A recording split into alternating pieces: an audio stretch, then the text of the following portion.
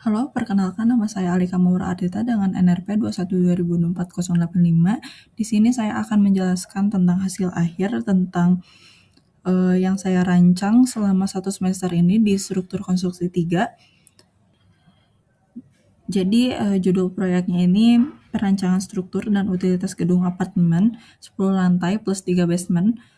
Deskripsi singkat tentang tapaknya itu yang ada di lokasi di Jalan Pasir Kaliki, Sukajadi di Kota Bandung, direncanakan sebagai hunian vertikal apartemen di atas lapisan tanah lunak cekungan Bandung yang memerlukan fondasi dalam, dengan tantangan utama berupa muka air tanah dengan dangkal pada galian 3 basement yang menuntut sistem dewatering dan waterproofing berlapis.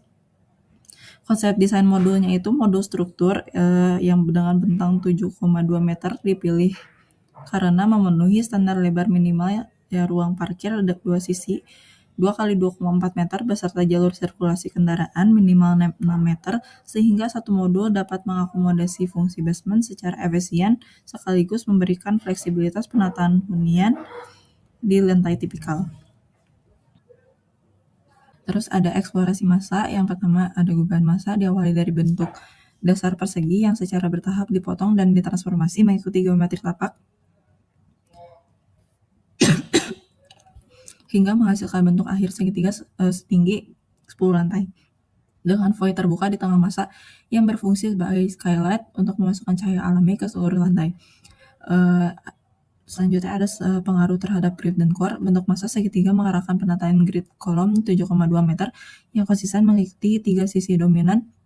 Massa dengan core berbentuk hexagonal ditempatkan di setiap sudut segitiga sebagai penumpu beban sekaligus elemen penahan gaya lateral sehingga distribusi beban merata dan jalur sirkulasi vertikal tersebar efisien di setiap sudut ruangan.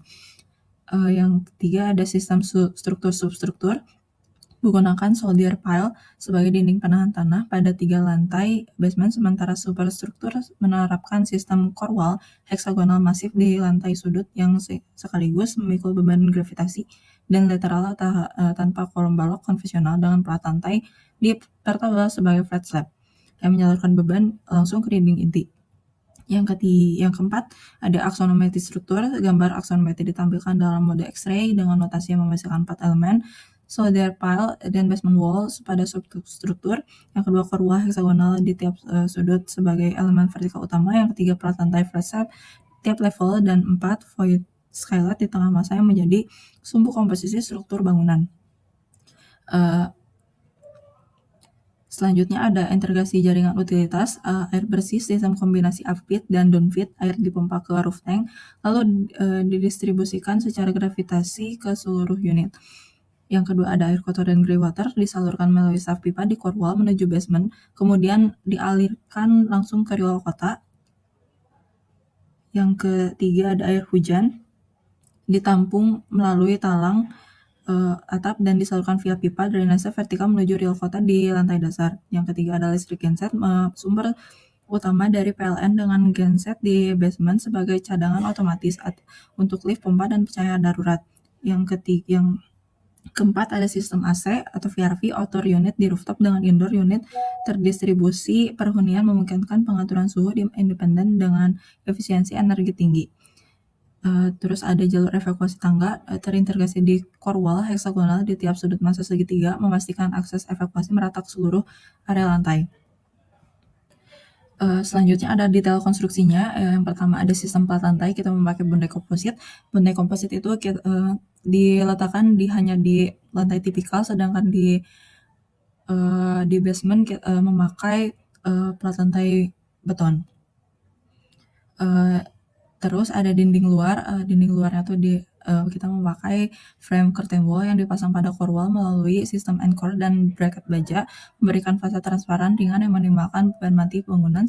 Sambungan antar modul dilindungi silen silikon struktural dan waterproofing membran untuk mencegah kebocoran akibat tekanan angin dan air hujan.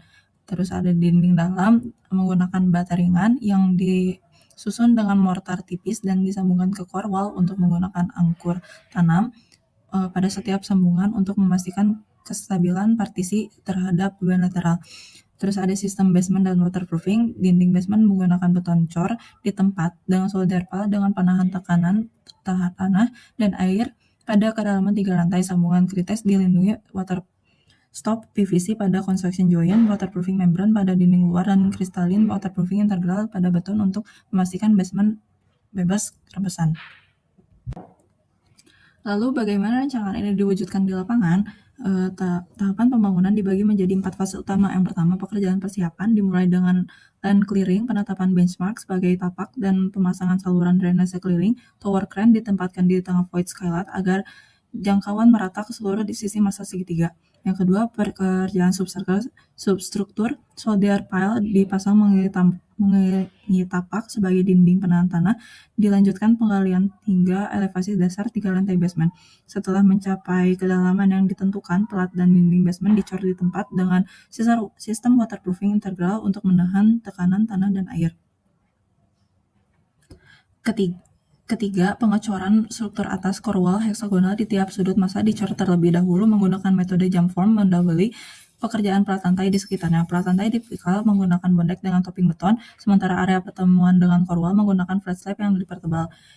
Keempat, instalasi fasad dan finishing. Saat struktur atau atas masih dikerjakan, pemasangan frame curtain wall pada fasad dan dinding dalam hebel sudah bisa dimulai secara bertahap. Dari lantai bawah dilanjutkan pekerjaan utilitas dan finishing hingga rooftop. Itu saja yang bisa saya sampaikan pada presentasi kali ini. Mohon maaf bila terjadi kesalahan kata. Selamat siang.